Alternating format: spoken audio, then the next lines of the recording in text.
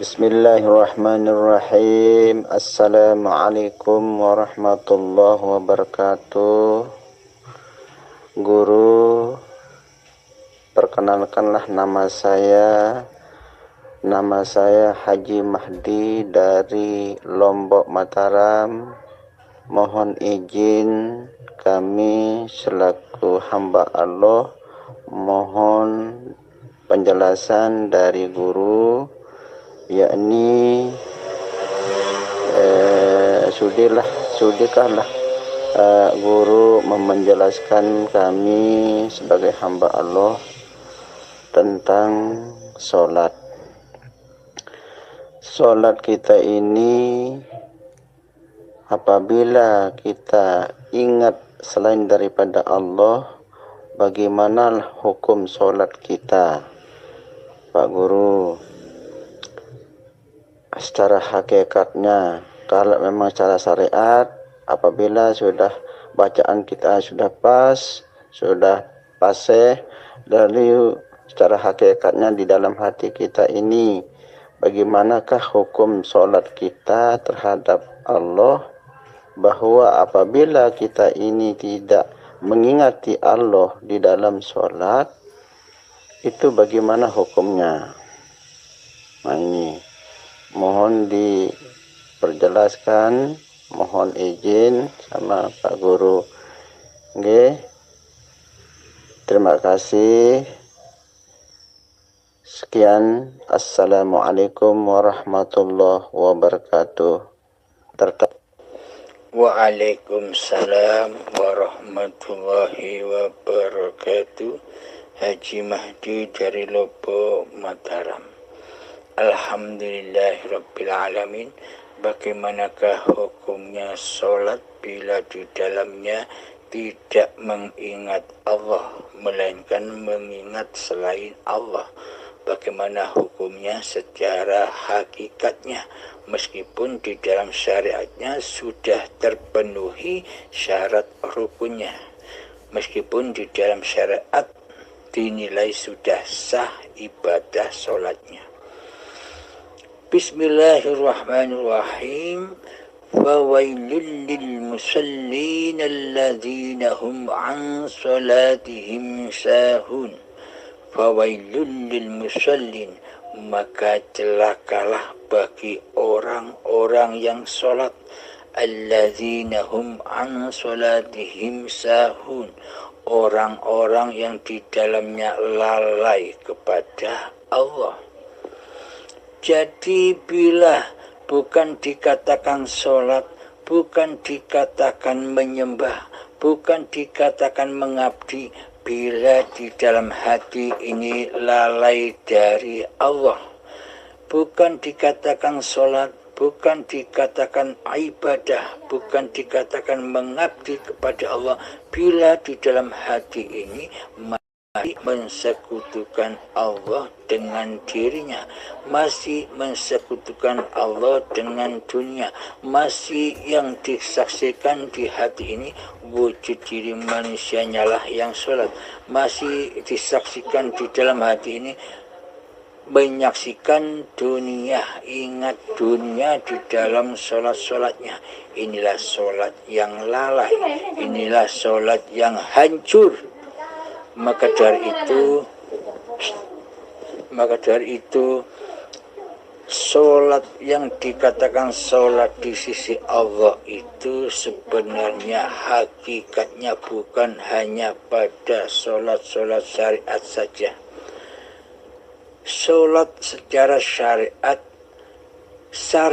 itu di pandangan mayoritas manusia yang mengerjakan syariat-syariat ibadah yang pada umumnya, yakni sholat, puasa, zakat, haji, dan ibadah-ibadah yang lain. Itulah yang disebut syariat di mata syariat, syariat di mata ahli hijab. Akan tetapi yang disebut syariat yang sesungguhnya di sisi Allah itu adalah sejak bangun tidur, pergerakan badan sejak bangun tidur sampai tidur lagi, itulah yang dinamakan syariatullah. itulah syariat di sisi Allah. Dimanapun sejak bangun tidur sampai tidur lagi, di saat di dalamnya kita selalu mengingat bahwa hidup ini Allah, bahwa yang memperjalankan, yang membangunkan badan hingga tidur lagi di dalamnya hanya Allah lah yang disaksikan. Itulah yang dimaksud sholat di sisi Allah, karena hati tidak mensekutukan Allah di dalamnya. Meskipun di dalam sholat 5 waktu, hati juga sudah menyaksikan Allah lah yang mempergerakkan, Allah lah yang memperjalankan di dalam sholat-sholat itu, sehingga hatinya sudah berpraktek, sudah teraplikasi lillahi ta'ala, milik Allah. Inilah sholat yang mi'rab. Jadi seluruhnya di dalam seluruh syariat, ketika sejak bangunnya badan hingga tidur kembali, disitulah yang disebut syariatullah. Sedangkan yang disebut syariatun nas adalah syariat-syariat yang di dalam syariat, yakni hanya memandang gerak laku ibadah-ibadah secara syariat. Akan tetapi syariatullah itu adalah seluruh pergerakan badan, inilah syariatullah. Maknanya apa? Seluruh pergerakan badan ini kan diimami, dituhani, dikuasai, dihidupi oleh hidupnya Allah. Inilah yang dimaksud syariatullah. Inilah yang dimaksud sholat. Inilah yang dimaksud ibadah. Inilah yang dimaksud amal soleh di sisi Allah. Akan tetapi bila masih nyata wujud kemanusiaannya, apapun ibadah-ibadah lahir yang dikerjakannya tentunya bukan ibadah dan sholat di sisi Allah, karena hatinya kufur, karena hatinya mensekutukan Allah dengan diri manusianya yang merasa bisa sholat, bisa ibadah dan sebagainya. Ini tandanya hatinya ingkar kepada Allah, hatinya tak bertuhankan Allah. Lalu bagaimana Allah mau menerima sholat yang demikian, sedangkan di dalamnya hambanya tidak menyembah Allah, hambanya tidak menghadirkan Allah di dalamnya, hambanya tidak menghudurkan Allah sebagai penguasa dirinya. Yang ada di dalamnya, yang disaksikan di dalamnya hanyalah Tuhan-Tuhan yang dicintainya, yakni dunia. Inilah sikap hati yang tidak terampuni, yakni hati mensekutukan Allah dengan yang selain Allah, yakni mensekutukan Allah dengan diri manusianya. Inilah dosa syirik, yakni dosa-dosa yang besar. Ketika hati syirik kepada Allah, maka semua amal ibadah yang dikatakan ibadah itu menjadi racun-racun yang akan menenggelamkan hamba, yang akan membakar hati hamba di dalam hawa nafsunya. Tentunya semuanya sudah diakui oleh hawa nafsu itu sendiri. Itu sendiri yang merasa berbuat di dalamnya. Inilah amal yang roboh, sholat yang roboh, sholat yang mabuk di sisi Allah. Demikian Kang Mas, semoga bisa dipahami. Akhirul kalam, assalamualaikum warahmatullahi wabarakatuh. Assalamualaikum warahmatullahi wabarakatuh. Pak Kiai, mohon izin yang Haji Mahdi dari Lombok, Mataram mau bertanya kepada Pak Kiai, mohon izin tentang di dalam batin, yakni dalam diri saya atau dalam hati, bagaimanakah teori kita mengingati Allah supaya hati ini tetap hidup memandang Allah. Setiap saat kita akan memandang segala sesuatu itu supaya tetap hidup hati sanubari saya itu. Jangan sampai lupa. Apabila lupa sedetik pun, katanya seperti hadis qudsi yang menyatakan bahwa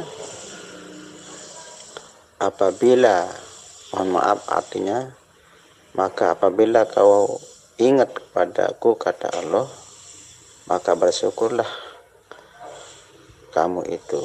Tetapi sebaliknya, apabila kamu lupa sedetik pun, kamu akan kafir pada dirimu sendiri. Itu kalimat dari hadis itu. Mohon maaf Pak Kiai, mohon penjelasan untuk ini. Terima kasih. Assalamualaikum warahmatullahi wabarakatuh. Alhamdulillahirrabbilalamin. Pertanyaan yang kedua, jawabannya adalah bagaimana caranya mengaplikasikan ingat kepada Allah. Maka nyatakanlah hakikat diri manusia kita di hati kita, bahwa sejatinya diri manusia ini bersifat adam, tiada, bahwa diri manusia ini bersifat mati, bahwa diri manusia ini bersifat gaib. Maka nyatakanlah di dalam hati kita bahwa diri kita ini sebenarnya tak ada. Yang ada, yang wujud, yang hidup hanya Allah. Jadi belajarlah menyatakan itu semua di dalam hati kita. Belajar dengan tekun istiqomah di dalamnya. Jadi yang dimaksud ingat Allah itu bukan ingat-ingat namanya, bukan ingat-ingat asmanya, akan tetapi yang dimaksud ingat kepada Allah itu adalah mengingat, menyadari bahwa hidup ini bukan hidup manusia kita, bahwa hidup inilah Allah. Itulah yang dimaksud zikir, itulah yang dimaksud ingat kepada Allah.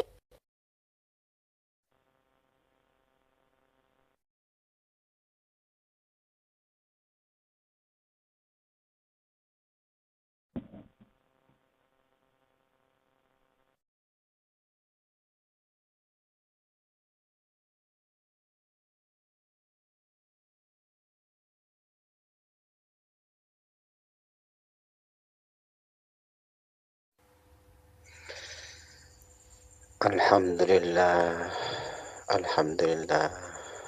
Terima kasih Kang Mas. Sebenarnya semenjak saya dengar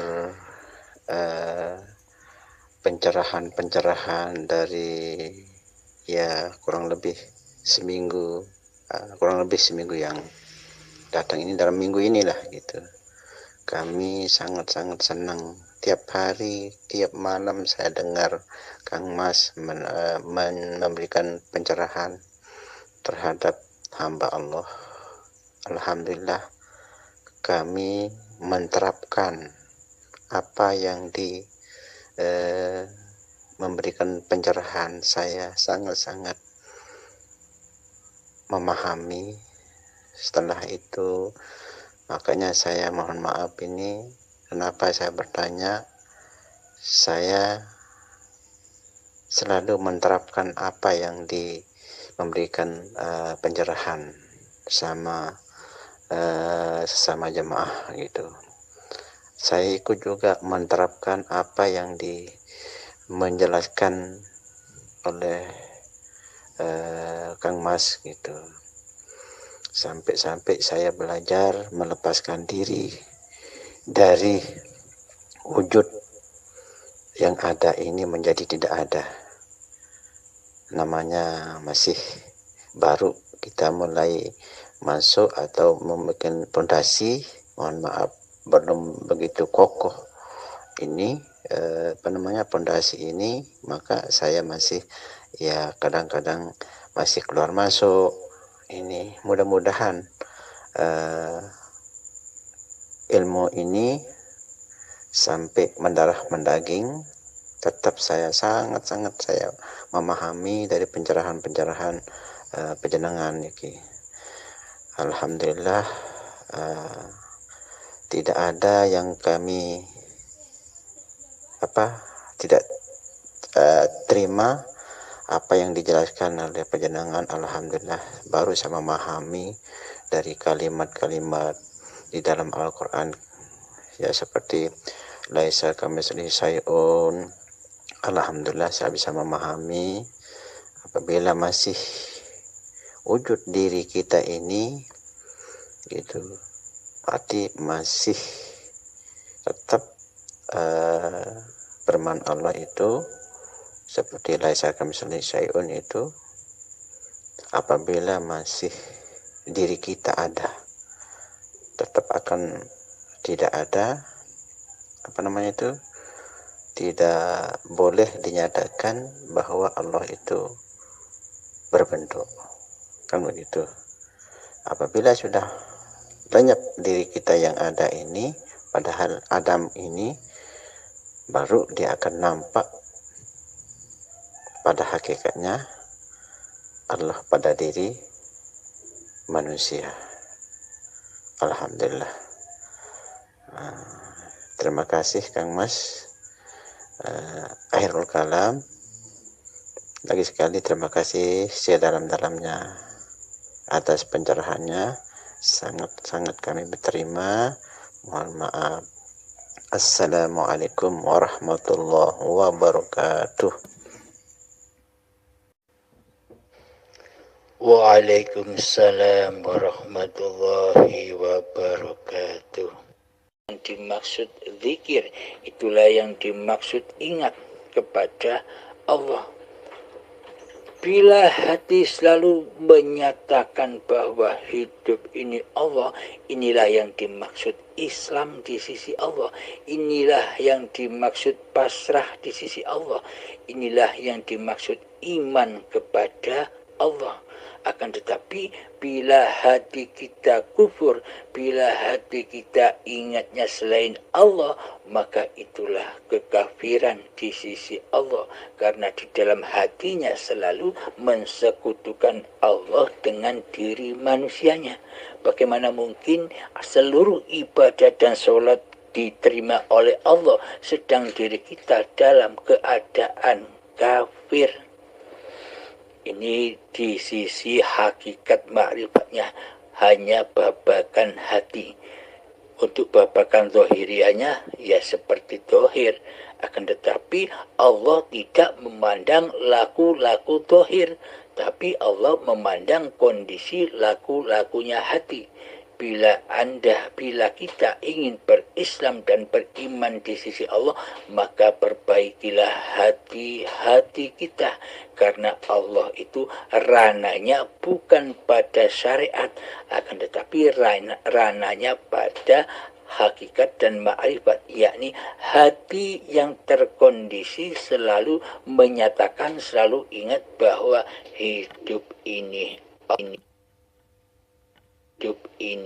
Allah. Inilah yang dimaksud lillahi ta'ala. Alhamdulillahi rabbil alamin. Akhirul kalam.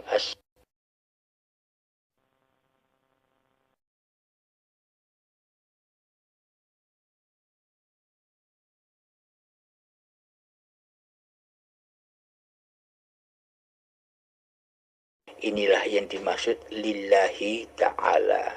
Alhamdulillahi rabbil alamin. Akhirul kalam. Assalamualaikum warahmatullahi wabarakatuh.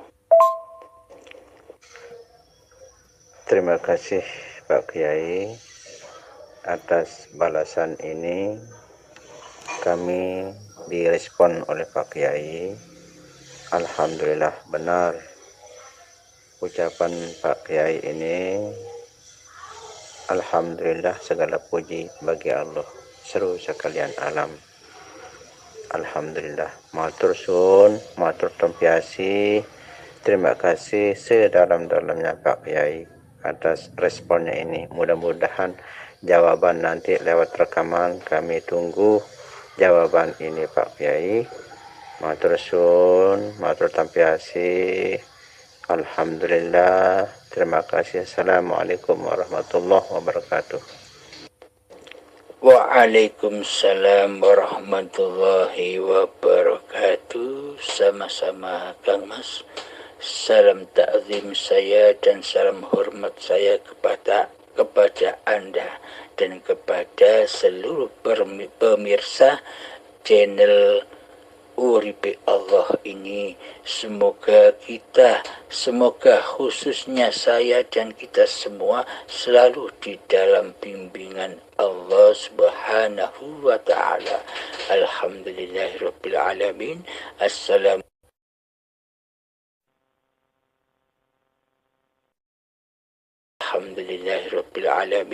Assalamualaikum warahmatullahi wabarakatuh. Waalaikumsalam warahmatullahi wabarakatuh. Matur suwun, matur terima kasih Kang Mas. Mohon maaf lahir dan batin.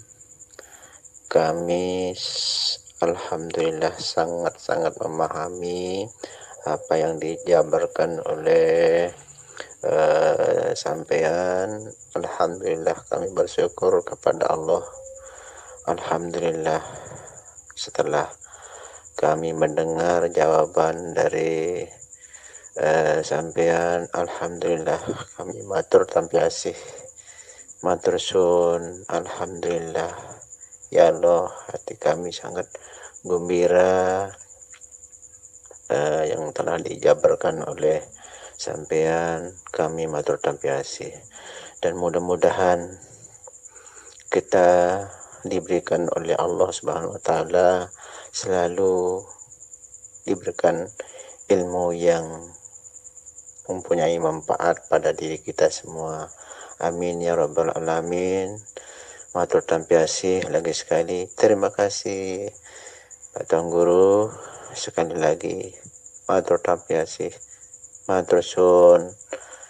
Sekian, assalamualaikum warahmatullahi wabarakatuh. Assalamualaikum warahmatullahi wabarakatuh. Kang Mas, mohon maaf saya bertanya lagi sedikit saja ini. Mohon pendapatnya. Nah, ini jadi kan kalau saya ambil dari firman Allah, di surat Al-Baqarah, yakni Bismillahirrahmanirrahim, dengan nama Allah yang Maha Pengasih dan lagi Maha Penyayang. Lalu saya mengambil kalimat ini, barang siapa yang sudah bernama Allah dari dunia sampai datang akhirat, akan ditumpahkan kasih sayangnya Allah terhadap orang yang bernama Allah. Bagaimanakah pendapat panjenengan? Mohon maaf ini kalau Kang Mas gitu. Mohon maaf ya. Bagaimana menurut pendapat Kang Mas gitu? Dari kalau saya ambil kalimat ini yang tadi, ucapan barang siapa yang bernama Allah dari dunia sampai datang akhirat, akan dituangkan kasih sayangnya Allah terhadap beliau yang sudah bernama Allah. Mohon dijelaskan Kang Mas. Terima kasih. Assalamualaikum warahmatullahi wabarakatuh. Alhamdulillahirabbil alamin. Pertanyaannya akan saya jawab. Coba resapi dalam hati, coba tafakuri dalam hati. Apakah ada manusia yang berganti nama Allah? Sementara hakikat manusia itu tak ada. Sementara hakikat manusia itu tak bernama. Apakah ketika ada manusia yang sudah menyadari ketiadaan diri manusianya, yang nyata di hatinya hanya Allah, ada Allah baru?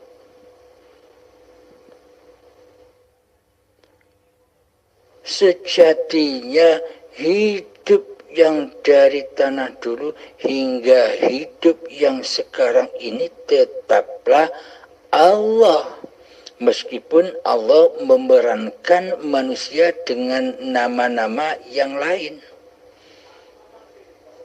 akan tetapi hakikatnya nama hidup itu tetap Allah. Karena selama ini manusia belum menyadarinya, seakan-akan nama manusianya diganti nama Allah. Seolah-olah Allah itu banyak. Allah itu sejumlah manusia yang sudah bermakrifat kepada Allah. Pada intinya ahad. Maka ahadiyahkan semuanya. Yang dimaksud Allah itu adalah hidup, yakni alam kosong inilah Allah. Udara yang saya hirup, udara yang Anda hirup, udara yang seluruh manusia yang ada di dunia ini sekarang hirup, udara yang dihirup oleh hayawan, udara yang dihirup oleh setan, udara yang dihirup oleh malaikat, semuanya kan hidupnya Allah. Semuanya adalah makhluk-makhluk ciptaan Allah. Semuanya adalah peran-perannya Allah sendiri yang seolah-olah bernama bermacam-macam sesebutan. Manusia saja namanya biliunan banyaknya, malaikat pun banyaknya biliunan juga. Meskipun nama-nama yang berbeda, semuanya dihidupi, diliputi oleh hayatullah. Apa yang dimaksud malaikat dan setan kok juga bernafas, sedangkan menurut keyakinan kita malaikat dan iblis serta setan itu tidak bernafas. Coba ilustrasikan begini, coba hayati. Terciptanya iblis dan malaikat itu untuk siapa? Kan untuk manusia. Adanya setan dan malaikat tentunya ketika adanya manusia itu sendiri. Manusianya kan bernapas. Tanpa adanya nafas, maka iblis dan malaikat bagi manusia itu sudah tidak ada. Adanya malaikat dan iblis itu adalah karena adanya setan, adanya manusia itu sendiri. Alhamdulillahirabbil alamin.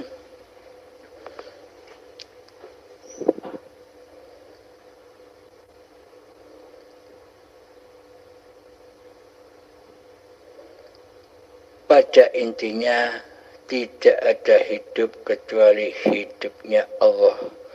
Jadi hidup yang ada di alam semesta inilah Allah. Alam kosong inilah sejatinya yang bernama Allah itu. Sejatinya Allah itu tak ada sesebutannya, tak berhuruf, tak bersuara, akan tetapi agar lebih mudahnya di dalam Al-Quran itu, bagaimana aku menyebut namamu? Dengan nama apa aku harus menyebut agar memudahkan ingat kepadamu? Sebutlah aku dengan nama Allah.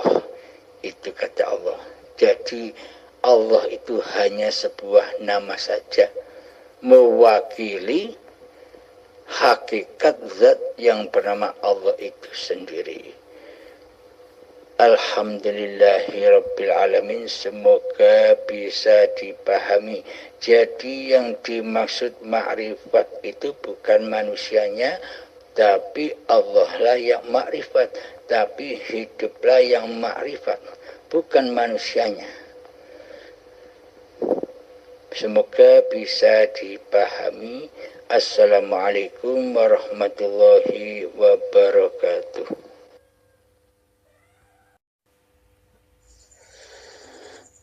Waalaikumsalam warahmatullahi wabarakatuh, Kang Mas. Alhamdulillah. Terima kasih sedalam-dalamnya, Kang Mas. Mohon maaf, ini ada pertanyaan lagi. Mohon maaf, Kang Mas ya. Ini karena ini ilmu bertubi-tubi datang ini dari hati sanubari saya. Mohon maaf. Jadi selentingan ini, Kang Mas. Orang bertanya. Ini orang nih yang bertanya, sampai detik ini pun belum saya jawab, Kang Mas, yang mengenai nama. Mohon maaf ini ya, nama yang tamasyhur, yakni yang terkenal, nama Allah yang 99. Nah, itu yang nama. Tetapi ada nama yang ke-100 katanya ini. Apabila orang ini sudah menemukan nama yang ke-100, lalu orang yang menjelaskan itu diberitahu oleh seseorang misalnya, atau tuan guru atau kiai, barang siapa yang mendengar orang yang memberitahu ini nama yang ke-100 ini, semut pun mendengar akan masuk surga. Binatang pun, apapun makhluk Allah yang mendengar sebuah nama yang ke-100 ini akan ikut masuk surga, apalagi manusia. Ini saya belum menemukan, Kang Mas. Mudah-mudahan ada penjelasan dari Kang Mas. Saya terima kasih sedalam-dalamnya itu, Kang Mas ya, supaya kami bisa memahami nama yang ke-100. Nah, yang pertanyaan yang kedua ini, mohon maaf ini, Kang Mas, seperti pernah saya dengar Kang Mas memberitahu membeatkan seseorang. Sekarang sudah nama, misalnya saya, misalnya Haji Mahdi nama saya misalnya, sekarang sudah diganti nama Allah. Nah, ini kan pernah saya dengar Kang Mas membeat seseorang melalui WA gitu kan. Pernah saya mendengar, saya masuk dalam pemikiran saya gitu. Nah, jadi ini pertanyaan yang kedua ini, mohon maaf. Lalu orang itu bukan bernama semulanya, akan diganti nama seperti nama Allah. Kalimat penjenengan kemarin kalau tidak salah saya dengar pada saat orang yang bertanya gitu, sampai Kang Mas membeatkan seseorang. Nah, ini saya sangat-sangat menerima dari baiat itu gitu. Mohon maaf ini, tolong dijelaskan apabila sudah bernama Allah. Ini pertanyaan saya gitu kan. Apabila sudah bernama Allah seseorang, lalu apa pujiannya lagi? Kalau orang itu sudah bernama Allah, apa pujiannya dari secara hakikat maupun secara makrifat? Apakah pujiannya orang itu atau orang yang bernama Allah? Kan sudah bernama Allah, sekarang apa pujiannya sekarang? Itu yang kami tanyakan, Kang Mas. Mohon maaf ya. Assalamualaikum warahmatullahi wabarakatuh. Waalaikumsalam warahmatullahi wabarakatuh. Tentang nama Allah yang ke-100 sudah ada videonya di Rahasia Nama Allah yang ke-100. Tolong disimak di situ selengkapnya penjabarannya. Yang kedua, bila nama manusia ini sudah dikembalikan, sudah dihancur leburkan, bila manusianya sudah tidak tampil lagi jadi Tuhan, apakah ada manusia yang bernama Allah? Terus manusianya masih ada? Kan tidak ada manusianya. Manusianya sudah fana.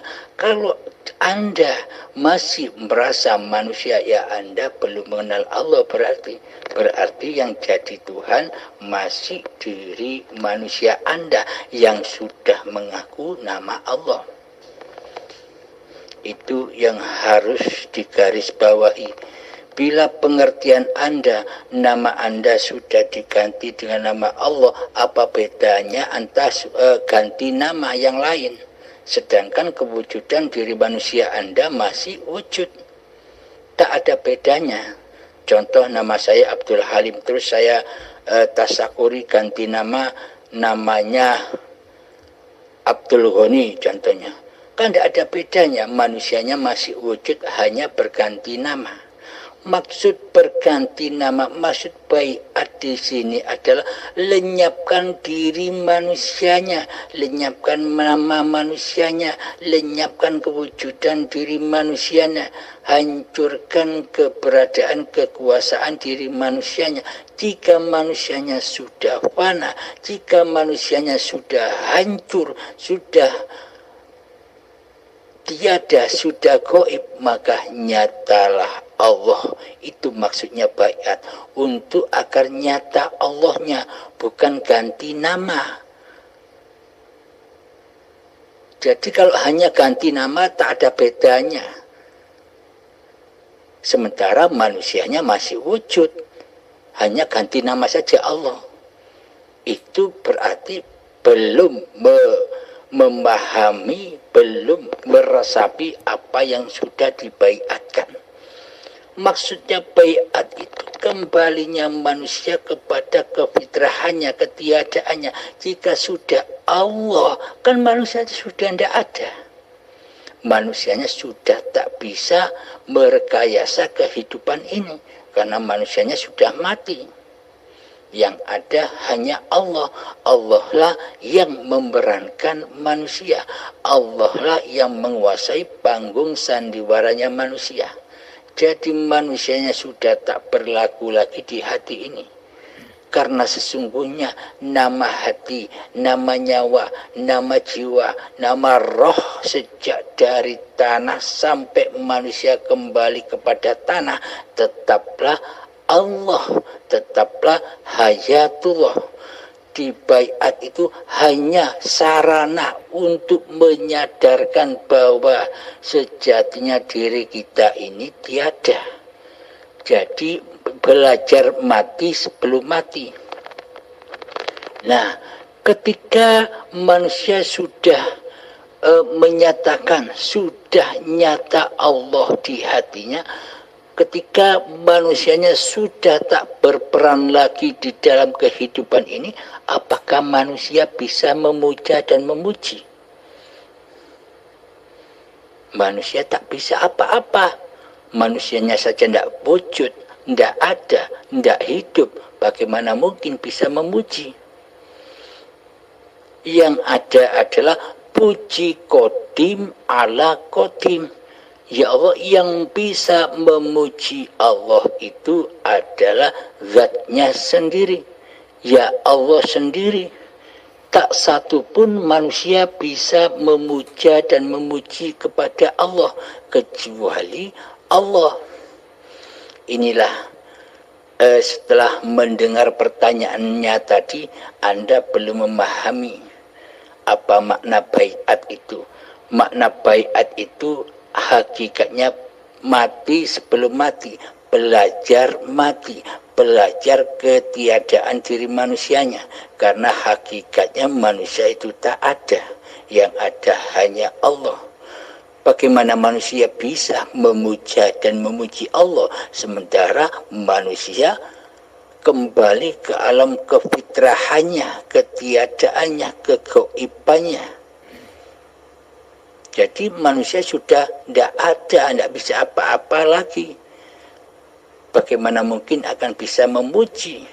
Akan tetapi bila masih wujud diri manusianya di hatinya, pasti yang dipuja dan dipuji wujud diri manusianya. Kelihatannya memuja-muji Allah, tapi hakikatnya memuji hawa nafsunya sendiri. Ada maksud di dalamnya, agar mendapatkan pahala, agar mendapatkan apa yang diinginkannya. Semua hakikatnya memuji diri manusianya sendiri ketika masih wujud diri manusianya. Akan tetapi bila sudah nyata Allah yang wujud dan yang hidup, maka yang memuja dan yang memuji adalah Qadim ala Qadim, yakni ya Allah sendirilah yang maha puji. Alhamdulillahirabbil alamin. Akhirul kalam, assalamualaikum warahmatullahi wabarakatuh.